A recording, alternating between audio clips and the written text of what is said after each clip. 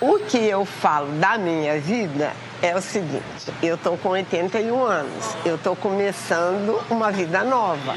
E eu acho que sempre é tempo de começar, sempre é tempo de ser feliz. Maria do Carmo Prado Trevisan, a dona da voz que você ouviu, é natural de Paraguaçu, cidade que fica no sul de Minas Gerais. Naturalizada contagense, onde reside há mais de 50 anos, ela é a campeã do MasterChef Mais, edição que teve apenas cozinheiros com mais de 60 anos. O programa foi ao ar em 2013.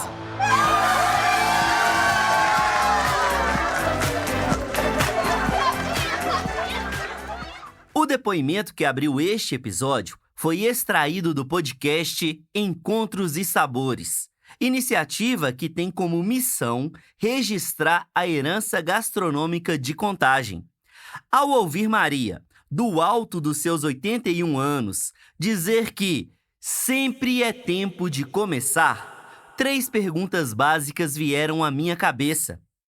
Quantos sonhos estão esquecidos no porão da memória?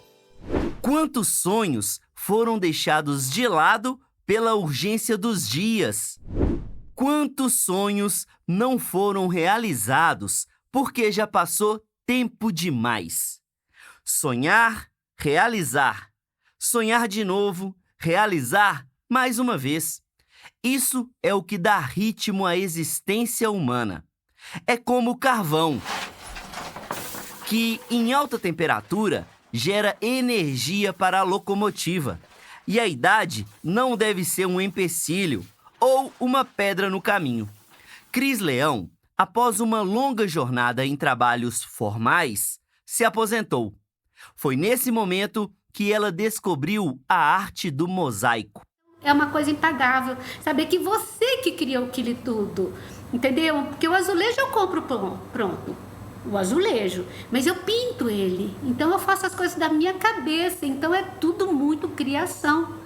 Contador de formação, Serginho Barbosa, desde a adolescência, sonhava com um dia em que viveria apenas para a arte. Quando pendurou a calculadora, a música deixou de ser um plano B. E ver que a arte não é uma brincadeira. A arte é coisa séria, é uma profissão, é um trabalho, é sonho, né? É sonho, é entrega. A arte é o carvão que move a locomotiva de Cris Leão e de Serginho Barbosa. Após várias vivências em outros campos de atuação, os dois encontraram na cultura motivos para sorrir, maneiras de complementar a renda e formas de começar uma nova história. Neste episódio da série Meu Negócio é Arte, do Trem pra Fazer podcast, você vai perceber que, para viver um sonho, nunca é tarde. Então, Cris Leão é uma mulher muito persistente, muito teimosa, muito resiliente. Sou uma pessoa que com um senso de social e de política muito forte em mim, desde quando eu era menina.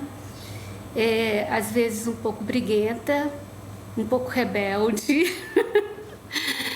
E uma pessoa que adora o belo. Tudo que é bonito me chama a atenção. Natural de Ribeirão Preto, no estado de São Paulo, Cris Leão circulou o Brasil antes de fixar residência em Contagem, aqui na região metropolitana de Belo Horizonte. Em Ribeirão, ela ficou até os 12 anos. De lá, foi para Salvador, na Bahia. Pouco tempo depois, se mudou para BH, a capital de Minas Gerais. Meu pai era técnico de natação e a gente mudava muito por causa das propostas que ele tinha de clube para trabalhar nos clubes, né? Papai foi um técnico muito importante na época dele, era conhecido como Chico d'Água. Papai foi técnico da seleção brasileira, então ele vivia saindo em jornais, tudo. Depois de 3 anos morando em BH, Cris foi com a família para Recife, onde o pai, mais uma vez, iria trabalhar como técnico de natação. O sol pernambucano não deu match com Cris. Foi quando ela decidiu ir de mala e cuia para Ouro Preto. Próximo à cidade histórica, ela descolou um emprego no Instituto de Mineralogia. Esse trabalho conectou Cris com uma de suas paixões. Aí, eu sempre gostei muito de pedra. Toda vez que a gente mudava de um estado para o outro, a mamãe falava: Nossa Senhora, o que é mais pesado nessa mudança são as malas da Cristina. Porque as minhas malas eram lotadas de pedra. Eu só andava assim, olhando no chão e catando pedra. Esse hobby de catar pedras, somado ao emprego no Instituto de Mineralogia, fez com que Cris pensasse em estudar geologia. Na época, ao fazer vestibular, ela colocou como primeira opção a tal geologia e como segunda, o curso de letras. Naquela época eu não estudava, não teve assim, eu vou me preparar para vestibular. Não, eu simplesmente fui. Não passei na minha primeira opção, que era geologia. Passei para letras. Em vez de tentar de novo e aí, vou estudar, não, comecei a fazer. Naquela época, sei lá, acho que não pensava direito, sabe? A gente não pensava no futuro, no depois, era só aqui e agora. A sinceridade da Cris é algo que me encanta. E ela é assim em tudo quanto é lugar, seja no Pilates, passando pelos eventos institucionais, até em um churrasco com os amigos. Cris é sincera demais. Doa a quem doer. Assim que a família voltou de Recife, Cris migrou para a casa dos pais. Chico d'Água não quis ficar em Ouro Preto e retornou para BH. Cris foi junto. Transferiu o curso de letras para a PUC Minas e trocou o Instituto de Mineralogia por um emprego em uma das mais importantes editoras do país. Eu comecei a trabalhar no Círculo do Livro, mas num cargo bem abaixo. E lá eu depois mudei várias vezes de função e cheguei no último patamar, que era gerenciar Belo Horizonte, sabe? Até aqui, a vida da Cris foi bastante linear. Além de tudo o que eu já contei, ela se casou, comprou um imóvel em Contagem, onde a tal especulação imobiliária ainda não havia brotado, teve 2 filhos, Daniel e Ana, e começou em um novo emprego. Com um ótimo currículo, ela assumiu de cara um cargo de confiança. Nessa última empresa, por exemplo, não tinha sábado, não tinha domingo, não tinha carnaval, não tinha Natal, não tinha, porque tinha fatura na empresa todos os dias. Então, se o seu fechamento caísse nessas datas, você estava trabalhando. Eu trabalhava, tinha dia de fechamento que eu trabalhava até 2 horas da manhã, 5 horas eu tinha que estar no escritório para ver os pedidos que tinham sido rejeitados, para tentar recuperar. Nesse batidão, apesar das inúmeras conquistas financeiras, Cris adoeceu. Estresse, burnout, uma dor aqui, outra dor ali. Foi aí que ela pediu para ser desligada da empresa. Sem a rotina de uma escala exaustiva e agora, com a tranquilidade da aposentadoria, Cris ficou perdida. Eu ia trabalhar, via essas pessoas malhando, correndo. Eu falei, meu Deus, eu não tenho tempo para isso. Doida para, de repente, fazer isso. Quando eu tive tempo, eu não sabia o que fazer com o tempo. Juntando os cacos de toda essa história de vida, das diversas vivências na Bahia, Recife, São Paulo e Minas Gerais, quebrando a cabeça mesmo, refletindo, Cris encontrou na arte uma nova fonte de renda. Encontrou na arte uma maneira de sorrir e de fazer os outros sorrirem. Ela, com o mosaico, voltou a ser protagonista da própria história. E eu sempre achei o mosaico a coisa mais linda do mundo. Mas eu não tinha a mínima ideia de como que era feito. Mas a mínima ideia mesmo. E aí eu procurei um curso, achei um curso lá no SESI, comecei a fazer e me apaixonei. E depois disso eu só fui fazendo curso, era um curso em São Paulo, era um curso no Rio, tudo que era curso, inclusive online também, tudo eu fazia, entendeu? E entrei nesse mundo do mosaico, né, da arte, e tem 11 anos. E graças a Deus deu uma guinada, porque eu não estava acostumada não só a não fazer nada, a não ter também destaque, porque nas duas empresas eu fui muito bem mesmo, eu tive muitas conquistas, sabe? Muitas. Enquanto ia aprimorando, evoluindo na arte do mosaico, deixando de fazer apenas porta-retratos ou caixinhas, Cris foi experimentando outras linguagens artísticas. Comecei a fazer a pintura com um processo, depois comecei também a pintar porcelana, depois até vou te mostrar. Fiz um curso com uma artista muito conhecida de porcelana, sabe? Fiz o curso online com ela. Mas tudo junto com o mosaico. Sabe, porque eu tenho disso, às vezes eu tenho que fazer uma coisa e tenho que fazer outra também ao mesmo tempo, sabe? Mas a pintura, ela fazia uma sujeirada incrível. A porcelana, eu só queria trabalhar com porcelana boa, Schmidt. E porcelana você pinta e vai pro forno, é um dia de forno. Eu tenho peça aí que foi 3, 4 vezes do forno para acertar as coisas. Às vezes quebra dentro do forno. Então, sim, eu não tive público para vender as minhas peças. Fiz até coisas bacanas, mas assim, as coisas ficam muito caras. Tem pessoas que vendem porcelana pintada, mas compram essas porcelanas, sabe, da China, e eu não queria trabalhar com isso. Então, eu falei assim, não, vou ficar no mosaico mesmo. Cris me recebeu em sua casa. Moradora de Contagem, ela reside na região central do município. Ao entrar pelo portão da garagem,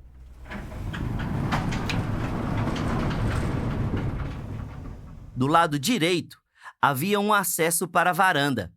Lá estava a matéria-prima para um projeto novo. 2 amarelinhas, uma para cada unidade do Céu das Artes. Equipamento público presente nos bairros Nova Contagem e Arvoredo. Ao lado desse acesso, bem na direção do portão da garagem, havia uma outra porta. Ao entrar, logo após limpar os pés no tapete, meus olhos brilharam ao ver o rosto de Frida Kahlo todo em mosaico. O quadro tem cerca de 1 metro de altura e, com certeza, pesa mais de 50 quilos. Essa é uma das obras mais incríveis que eu já vi na vida. Cris não esconde a admiração que sente pela artista mexicana. Então, assim, eu sou apaixonada com a Frida. Já fiz 5 Fridas, sabe? E ela é tão interessante, né? Ela é uma mulher que sofreu demais. E ela viveu um romance muito forte com Diego, que era um muralista muito, muito famoso, muito mais velho que ela, mas era uma pessoa assim, tinha 1000 amantes, sabe? E a Frida, tem um momento que ela fala assim, Diego, na minha vida aconteceram 2 desastres. Um foi o bonde, o outro foi você. E você com certeza foi o pior deles. Entendeu? E ela é muito intensa. Aí ela também começou a trair, ela era bissexual. Então, assim, é uma figura assim, apaixonante. Por isso que eu fiz 5 Fridas. E cada hora eu queria fazer uma maior que a outra. Fazer uma maior do que a outra.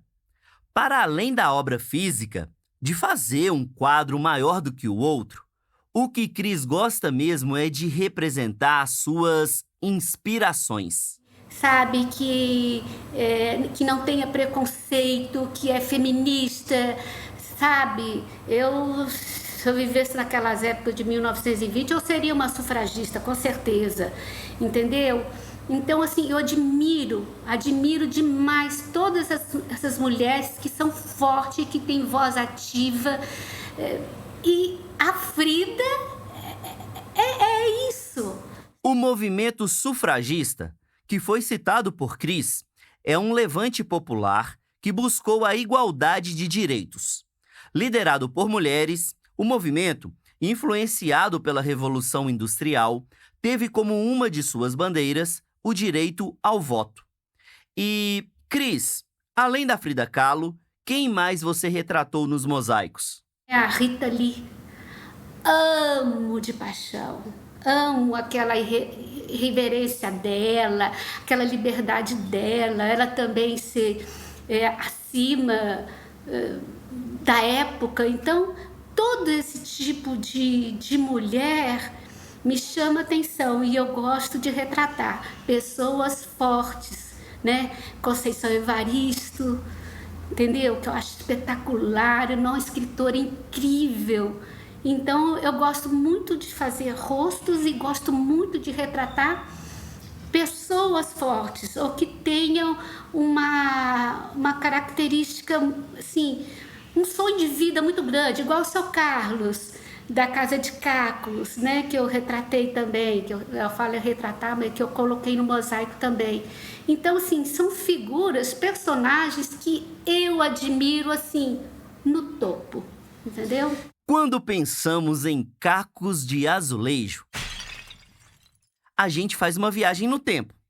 Eu, pelo menos, vou direto para os anos 90, quando visitava algum parente na roça, e por lá havia pisos feitos com retalhos, não necessariamente formando uma figura, mas como uma maneira econômica, barata, de ter um revestimento nas construções dos anos 60, 70. O trabalho de Cris é uma espécie de evolução desse recurso arquitetônico.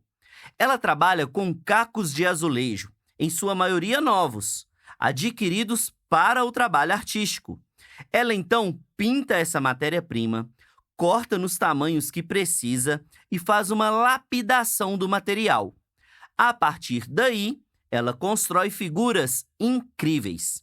As representações de pessoas, os rostos dos seres humanos, ficam surreais. Desde quando eu fiz o meu primeiro curso em mosaico, eu falei, gente, eu queria muito fazer rosto de pessoa.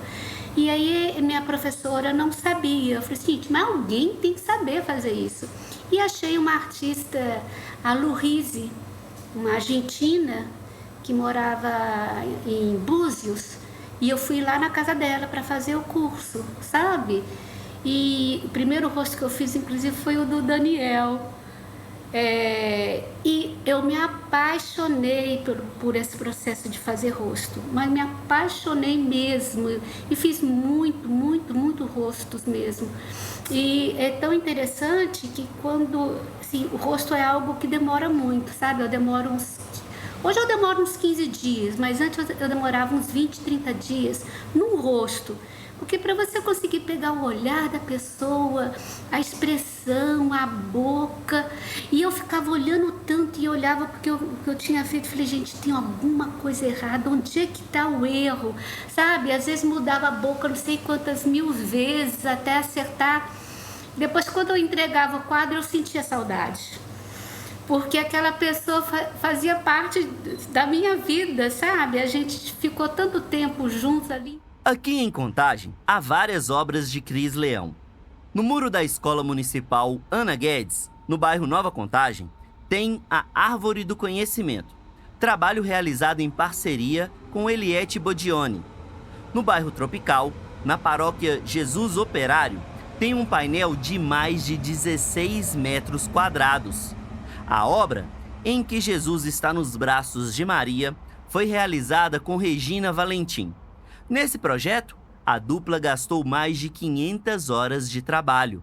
Tem mais algum, Cris? Sim, na Praça da Jabuticaba, quando a Contagem fez 110 anos, nós entregamos um mural de 15 metros, que é Sementes do Mundo, que é uma locomotiva com vários vagões. Em cada vagão falamos sobre os direitos da criança, direito à alimentação, direito à saúde, direito à educação, à inclusão social.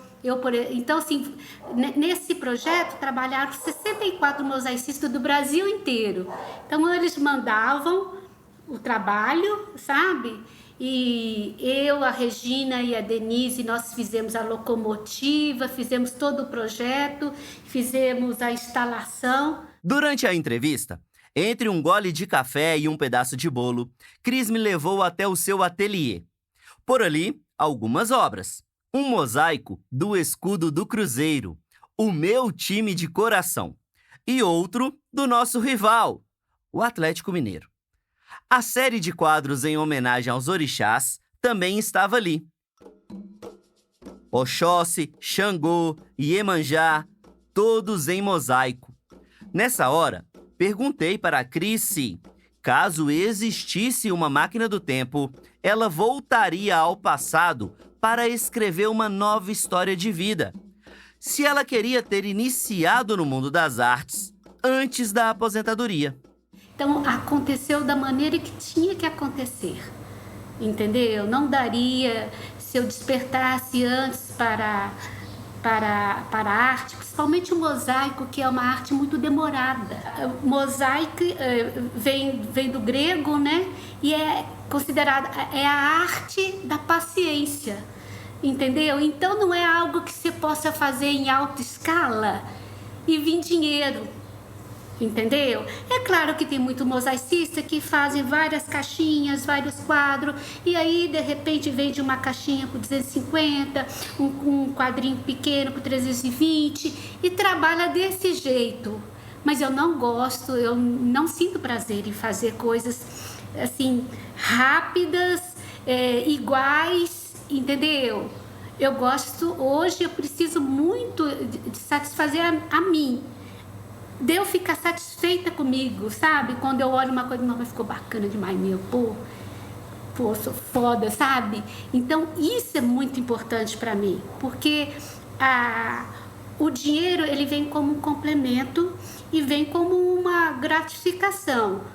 De acordo com dados publicados pelo IBGE em 2025, a expectativa de vida dos homens brasileiros é de cerca de 73 anos e meio. Já a expectativa de vida das mulheres brasileiras chega aos 80 anos. Esse aumento não é só quantitativo. A população está envelhecendo com mais saúde, disposição e criatividade, o que acaba sendo refletido no mercado de trabalho. Nayara Bernardes, analista do Sebrae Minas, apresentada no primeiro episódio, destaca esse cenário. Mas tem muita gente, né, da terceira idade empreendendo e fazendo coisas legais, interessantes, bacanas, assim, super legais e relacionada ao propósito, né? Porque você fala, eles quando empreende, é claro que você tem um panorama assim, que porque não consegue se sustentar somente com sua aposentadoria, né? A sua aposentadoria é insuficiente, mas tem também uma questão de agora eu aposentei, eu vou fazer um negócio que eu gosto, que eu amo, que me dá prazer, de fato, que eu trabalhei a vida inteira com alguma coisa que não me deu prazer, agora eu vou trabalhar nesse setor. E acho que a gente está nessa construção de ter pessoas valorizadas mesmo, falar, olha que bacana, que negócio legal. Para Cris, os mosaicos não são um simples passatempo, são um complemento de renda. Além de trabalhar em algo prazeroso, ela ainda consegue obter lucro com os trabalhos que realiza. Essa grana, somada à aposentadoria, é o ganha-pão da artista, que comercializa suas obras, participa de editais e até já ministrou aulas de mosaico. Logo no início, eu dava aula, né? Dava aula aqui, eu dava aula por exemplo, até para próprias mosaicistas, eu dava aula de rosto, que é algo que eu me especializei, sabe? Então, assim, eu tiro um complemento muito legal sabe? Porque a minha aposentadoria é muito pequena. Batendo papo com a Nayara, eu comentei que essa realidade, a de ter que trabalhar em algo rentável, mas não tão prazeroso, é muito distante da geração Z, a turma nascida entre 97 e 2012. Para essa galera, o trabalho deve estar alinhado ao propósito de vida. A geração da Cris, por exemplo, teve como foco a estabilidade financeira e o trabalho árduo, características principais dos baby boomers. É quase que a realidade. Falo, nossa, eu trabalhei a vida inteira porque eu tinha que ganhar dinheiro com alguma coisa e era uma sociedade, acho que tinha muito mais preconceitos, né? A gente vai quebrando um pouco esses preconceitos. E aí, eu normalmente era funcionário do banco, sabe? Assim, fiz um concurso. E aí agora eu aposentei. Não, agora eu vou fazer alguma coisa que realmente me dá prazer, né? Que tem a ver com o meu propósito. Que é isso, dá prazer tem que ter relação com o propósito de vida, né? Ator, palhaço, cantor, compositor e intérprete do hino do Itabirito Futebol Clube. Serginho Barbosa aterrissou em Contagem em 93. Ele deixou a pacata cidade de Itabirito e migrou para o município metropolitano para estudar na PUC Minas. Formado em contabilidade, Serginho conta que trabalhou em grandes empresas. Eu tinha uma função de confiança numa empresa, cada hora eu estava num lugar, sabe? Isso me incomodava muito porque eu não podia estar fazendo as coisas no meu lugar. Então, bem, eu tô no Rio, o que eu vou fazer no Rio? Trabalhando de manhã à noite, né? São Paulo, eu ficava no Nordeste, né? Tá, você via cultura, mas eu não podia nem curtir a cultura, não disse em trabalhar, né? Então, você estava lá para trabalho. Isso começou a me incomodar, até eu decidi, então, peraí, eu tenho que ter uma profissão, né? Eu tenho uma função de confiança, eu sobrevivo. Mas naquela época, eu sempre fazia algumas coisas da minha arte, sabe? Como um trabalho bacana aqui em Contagem, né? Vim fazer estágio, fiquei até hoje eu sou aposentado, né? Então, aí hoje é 24 horas arte, sabe? É meu remédio, sabe? É o que eu quis lá na adolescência. Hoje, Serginho vive exclusivamente para a arte. Aposentado, ele se dedica ao canto, à atuação e à composição. Porém, na adolescência, por volta dos 15 anos, quando conheceu o violão, quando a paixão brotou logo no primeiro acorde, Serginho foi, de certa maneira, coibido de assumir essa relação. Os tempos eram outros. A família me rotulava como vagabundo. Vagabundo vai trabalhar, não? Porque na minha geração, na época, por exemplo, você tinha que trabalhar para trazer o sustento dentro de casa, né? Que é diferente de hoje, né? Então, ou seja, mexer com música naquela época era coisa de vagabundo. Coisa de boêmio, né? Que você ia pro bar, né? Tocar, aí você acabava tomando uma cerveja, alegre, a coisa toda. Então, eu era rotulado com isso. Mas naquela época, por exemplo, eu já tinha uma coisa dentro de mim e falei, pera, eu sou cantor, eu sou um artista. Eu não sou, sabe, esse vagabundo, né? Mas tinha que trabalhar, tinha que ter uma profissão. Como é que você vai isso? Você é vagabundo, é rotulado como vagabundo. E como é que você vai viver? Como é que você vai sobreviver? Família não apoia, cobra, né? Então, ou seja, eu tive que trabalhar, né? Tive que estudar, né? Mas assim, trabalhei, fui para a faculdade, estudei, formei. Dono de uma simpatia única, além de uma postura elegante, Serginho foi malandro. Não malandro no sentido pejorativo. É que ele, ao mesmo tempo em que batia ponto, em que ocupava um cargo respeitado socialmente, seguia com a carreira musical, com a tal profissão de vagabundo. Mas assim, a música, buscar o conhecimento na música, na arte, voz, que é uma coisa que eu dedico, por exemplo, eu nunca deixei, sabe? E durante toda a minha jornada de trabalho, por exemplo, eu fazia as duas coisas, era o trabalho de dia e a arte à noite, a arte no final de semana, né? E onde vem meus projetos, vem minha essência, peraí. Nessa jornada dupla, no melhor estilo Clark Kent e Superman, escritório de dia e palco no turno da noite, Serginho colheu muitos frutos. Ele conta, por exemplo, que se apresentou em diversos festivais de música, faturou prêmios, interpretou canções aclamadas pelo público, recebeu diferentes convites e por aí vai. Então, ou seja, ali o intérprete já estava ali trabalhando. Eu sou cantor, eu acho que eu sou um intérprete, que eu passeio por vários estilos musicais, sabe? E é difícil quando você tem só um jeito de cantar, você fica naquilo, mas eu não. Pode olhar que cada gravação, cada trabalho meu tem uma interpretação diferente, tem um jeito diferente, sabe? Tem um propósito diferente. Isso é meu, né? É uma característica do artista Serginho, sabe? Então, ou seja, eu sempre fazia isso. Era um festival aqui, ou então um violão no barzinho no meio da turma aqui, sabe? Até eu começar, formar os grupos musicais, né? Era chamado para poder participar com um grupo aqui. Tinha época, era festival, por exemplo, era 2, 3 grupos que eu participava, sabe? Era quase que me via no palco, né? Toda hora com uma banda diferente, quer dizer, isso ficou um período, né, trabalhando com isso. Mas assim, o Serginho trabalhando em empresa e tudo, eu nunca deixei a música. Eu nunca deixei a arte. Uma grande virada de chave aconteceu pouco tempo depois da formatura de Serginho. Ao convidar o irmão caçula para uma apresentação no próprio baile de formatura, o artista decidiu montar uma dupla, Serginho Barbosa e Daniel. Montamos um repertório de voz e violão, MPB. Desse de MPB passou a ser trio, do trio passou a ser banda, chegamos a fazer até banda, baile, espetáculo, show com dança, sabe? Assim, eu tava pensando grande, olha pra você ver, né? Tava pensando grande, tem grandes espetáculos mesmo, sabe? Altas produção, e isso não era uma coisa que ele queria.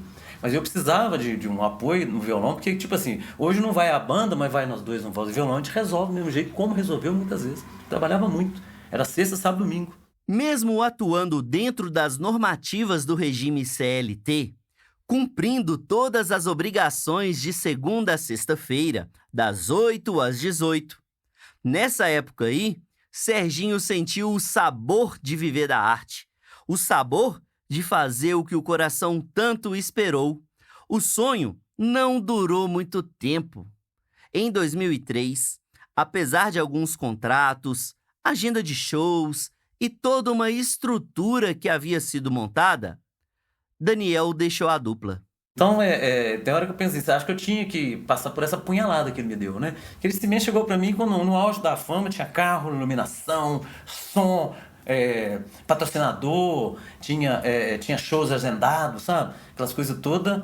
Eu não vou trabalhar com você mais não, eu vou trabalhar com um amigo meu. Eu falei, mas como assim? Né? Aí eu tive que vender carro, vender tudo. Mas o violão que ele tocava, que era meu, que tá ali até hoje, esse foi a única coisa que eu não vendi. Sabe? Esse tá ali. Isso tem um significado, tem um símbolo, uma simbologia muito grande, sabe? Ok. A série Meu Negócio é Arte não é um podcast de fofoca. Ou seja, não vou adentrar nessa ruptura entre os irmãos. Deixa a metáfora de Caim e Abel para a Bíblia. O que eu posso dizer é que a relação entre eles, atualmente, é boa. Depois desse rompimento, Serginho tomou uma decisão: seguir carreira solo. Aí eu falei, bom, e agora? Né? Aí é onde eu tive essa opção, ou eu morria ou eu nascia. Né? Eu tive um amigo que falou, não, você não vai morrer não, você vai nascer. Aí sim, aí foi um momento que eu tive que me reinventar, que eu tive que, o que eu quero, o que eu vou fazer, que aí agora é eu sozinho. Né? Não foi fácil, sabe? Não foi fácil. E até acontecer. Saiu o primeiro álbum, saiu o segundo, saiu outros projetos. Quer dizer, eu adoro muito essa coisa de projeto, álbum, né? Porque você tem que ter coisa que você trabalhar o ano inteiro, então trabalhar sempre. Né? E é onde então surgiu. Né? O Serginho então nasceu disso. Em 2025, Serginho celebrou 20 anos de carreira solo. As 2 décadas de trajetória foram festejadas com a gravação do audiovisual Show Cênico Voz Companheira. O DVD foi registrado ao vivo na Casa de Cultura Maestro Dungas, em Itabirito. Desde o Renascimento, após o rompimento com o irmão, Serginho lançou 8 discos. Você lembra de cabeça o nome deles? Sei. Trajetória, Serginho Barbosa canta hino, Serginho Barbosa canta samba, Coletânea, Voz Companheira,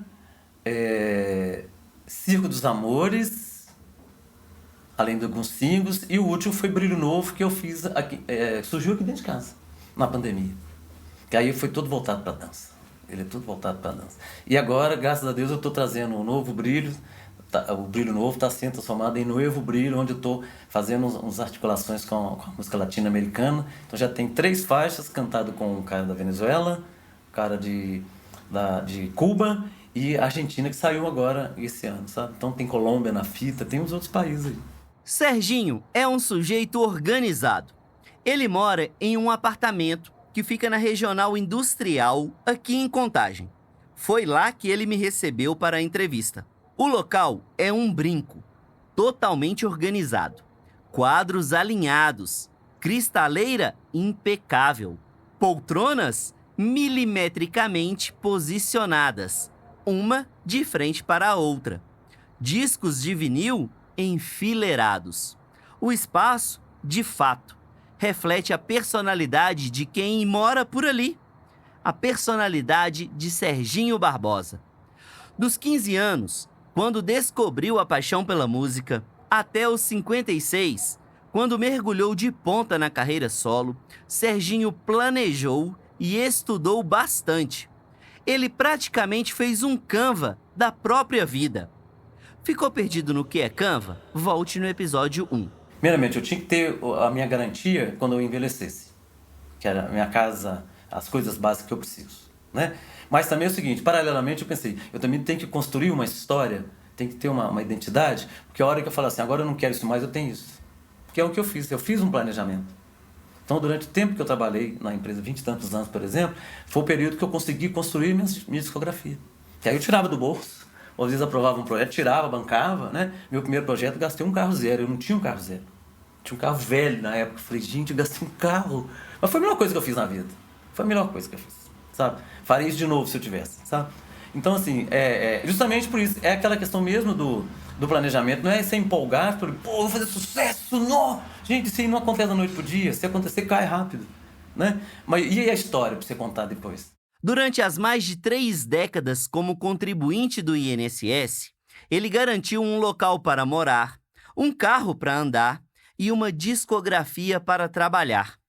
Paciente, Serginho vibrou quando a aposentadoria chegou.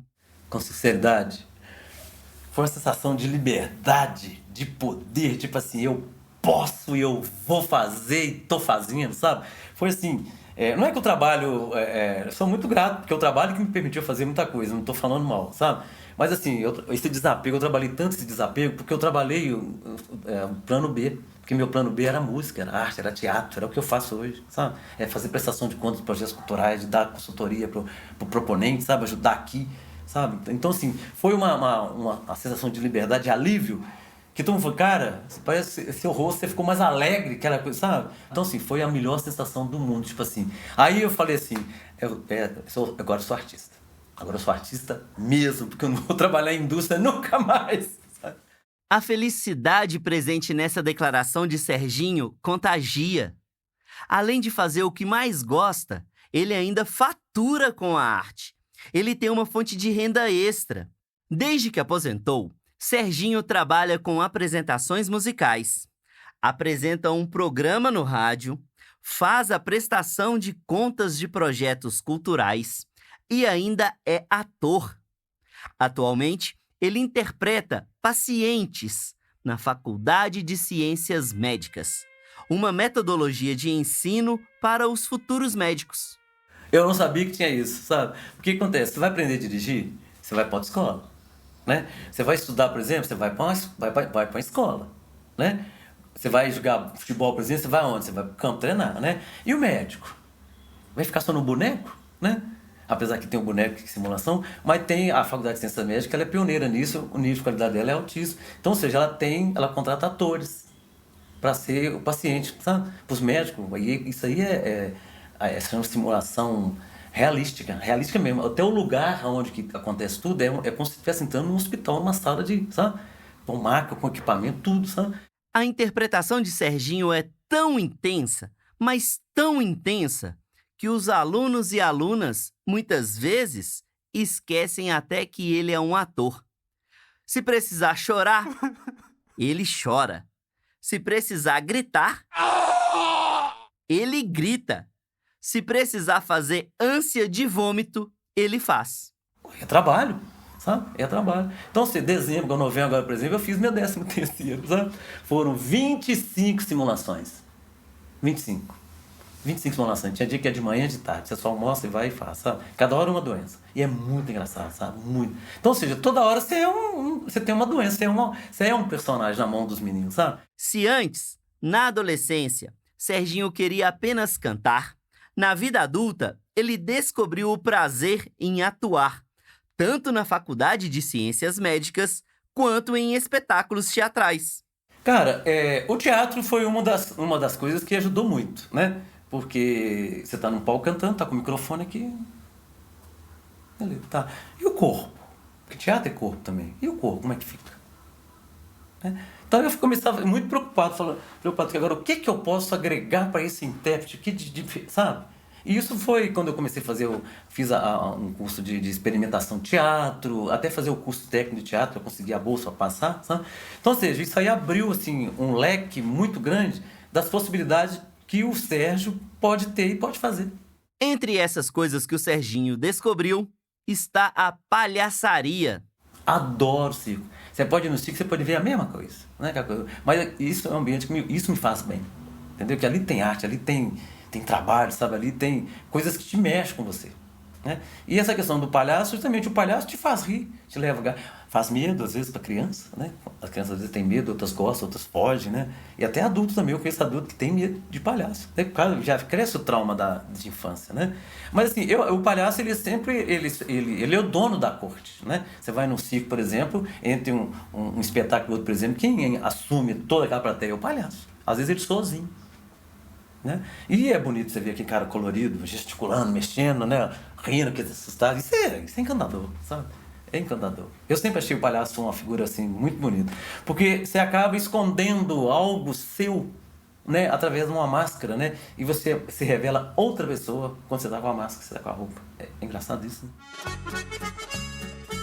Com ou sem a máscara de palhaço, Serginho revelou ser outra pessoa.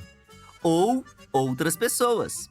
O garoto de Itabirito, que aos 12 anos começou a cantar no coral da igreja, que aos 15 descobriu o violão e que esperou até os 56 anos para se dedicar exclusivamente ao mundo artístico, nunca desistiu do sonho. Nunca. Eu nunca desisti da música, da arte. Nunca. Eu sabia que um momento eu ia viver da música como eu vivo hoje. Sabe, quando eu faço hoje, eu canto em grupo de oração, empresto minha voz para Deus, assim, toda quinta-feira eu vou, sabe, porque eu sei que faz bem para as pessoas e faz bem para mim. Então, ou seja, aí hoje é 24 horas pensando em música, pensando em arte, fazendo arte, projeto, a cabeça fica assim, sabe? É engraçado, né? Que antigamente a cabeça ficava, mas ficava pro outro lado, né? Dividir. Agora não, agora é só isso. Então foi assim, cara, eu falei, não, agora eu vou ser artista. E hoje, assim, a turma os amigos com quem eu formei, o pessoal da empresa, falei, só fala, pô, Serginho, você tá bombando, tem uns que falam, você tá bombando, hein? Cada hora tem uma coisa nova, hein? Cada hora, não somos no mundo digital, né? Então, você tem que fazer pro digital mesmo, né? E quando você tem a oportunidade de fazer ao vivo, você tem a oportunidade de vai lá e grava e registra, você mostra, né? Então, cara, é exatamente isso. E assim, tem uma diferença do Serginho trabalhando, quando o Serginho aposentou e falou assim, agora... Tem uma diferença. Eu acho que eu dei um salto muito grande, porque aí eu falei assim, agora é você, camarada. Agora é a arte. Meu negócio é arte. Essa é a nova temporada do Trem pra Fazer podcast. Um programa do projeto Trem pra Fazer, que foi criado em 2014. O Trem pra Fazer podcast foi contemplado na Política Nacional Aldir Blanc de Fomento à Cultura, a PNAB Contagem, em 2024. Eu sou o Felipe Pedrosa, criador, apresentador, roteirista e idealizador da série Meu Negócio é Arte. A operação de áudio é de Daneda, a edição e a finalização de Arthur Rocha. A arte de capa é de Iana Ottoni, a revisão de Renata Crepaldi. Preparação, Beto Placides. Transcrições, Júlia Bigão. Assessoria de imprensa, Vapor Comunicação. As narrações foram gravadas nos estúdios da Scriptus Comunicação. Este episódio usou áudios do podcast Encontros e Sabores, realizado pela Matilha Lab e pela Casa Bartô, e também do programa Masterchef Mais, da TV Bandeirantes. Antes de me despedir, quero te pedir para seguir o podcast no Spotify e no YouTube. E claro, se possível, avaliar, deixando uma nota. Para falar comigo, basta me encontrar nas redes sociais, @Trem pra Fazer. Até o próximo episódio!